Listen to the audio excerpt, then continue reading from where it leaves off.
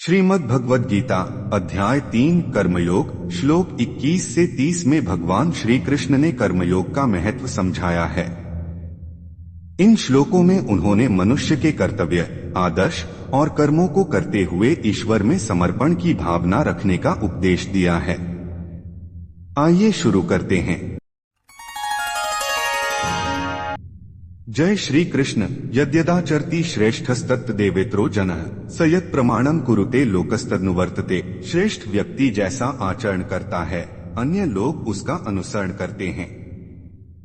जो वह आदर्श स्थापित करता है वही समाज में मान्य हो जाता है। इसलिए समाज के नेता या आदर्श व्यक्तियों को सत्कर्म और धर्म का पालन करना चाहिए। न मे पार्थास्ति कर्तव्यं त्रिषु लोकेषु किंचन नान्वाप्तम वाप्तव्यं वर्त एव च कर्मणि। भगवान कहते हैं कि मुझे तीनों लोकों में कोई कर्तव्य नहीं है, न कुछ पाना बाकी है और न कुछ प्राप्त करना है, फिर भी मैं कर्म में संलग्न रहता हूँ। यह दिखाता है कि कर्म करना हर किसी का धर्म है, चाहे वह कितना भी सिद्ध क्यों न हो। यदि यह न वर्तेय जातु कर्मण्य तंद्रितः मम वर्तमानुवर्तन्ते मनुष्याः पार्थ सर्वशः। यदि मैं कर्म न करूं तो सभी लोग मेरे मार्ग का अनुसरण करेंगे। इसलिए ईश्वर भी समाज में आदर्श स्थापित करने के लिए कर्म करते हैं।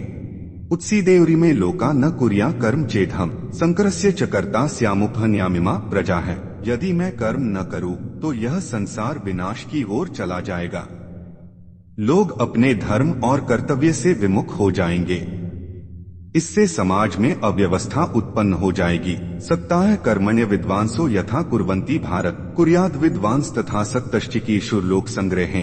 अज्ञानी व्यक्ति अपने कार्यों में आसक्ति के साथ कर्म करता है, लेकिन ज्ञानी व्यक्ति को बिना आसक्ति के केवल लोक कल्याण के उद्देश्य से कर्म करना चाहिए। न बुद्धिभेदम जनेद ज्ञाना कर्म संगिना जोषेत सर्व कर्माणि विद्वान युक्तः समाचर। ज्ञानी को यह ध्यान रखना चाहिए कि अज्ञानी व्यक्ति के मन में भ्रम उत्पन्न न हो।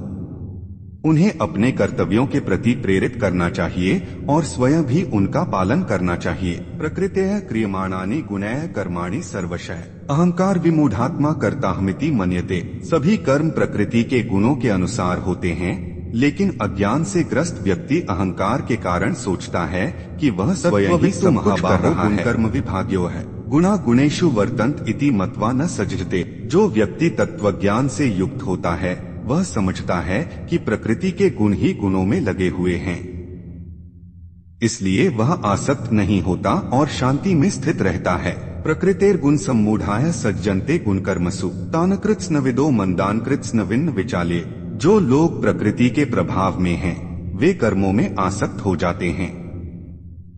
ज्ञानी व्यक्ति को चाहिए कि वह ऐसे अज्ञानी लोगों को डांटे या विचलित न करे, बल्कि उन्हें धीरे धीरे शिक्षित करे। मयि सर्वाणि कर्माणि सन्न्यस्याध्यात्मचेतसा निराशीर्निर्ममो भूत्वा युध्यस्व विगतज्वरः। भगवान श्री कृष्ण अर्जुन से कहते हैं कि सभी कर्मों को मुझ में समर्पित करके मन को अध्यात्म में स्थित कर आसक्ति और अहंकार से मुक्त होकर अपने कर्तव्य का पालन करो। सारांश, इन श्लोकों में कर्मयोग का आदर्श प्रस्तुत किया गया है। भगवान श्री कृष्ण सिखाते हैं कि हर व्यक्ति को अपने कर्तव्य का पालन करते हुए कर्मफल की आसक्ति छोड़ देनी चाहिए। कर्म का उद्देश्य लोक कल्याण और ईश्वर में समर्पण होना चाहिए। चलिए मिलते हैं अगले पार्ट में। जय श्री कृष्ण।